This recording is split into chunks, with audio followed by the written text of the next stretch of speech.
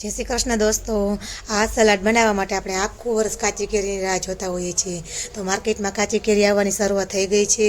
ગરમીમાં લૂ પણ ન લાગે તેવું ચટાકેદાર કાચી કેરી અને ડુંગળીનું સલાડ આપણે બનાવી લઈએ। તો તેના માટે મેં કેરી લીધી છે અને 2 ડુંગળી લીધી છે।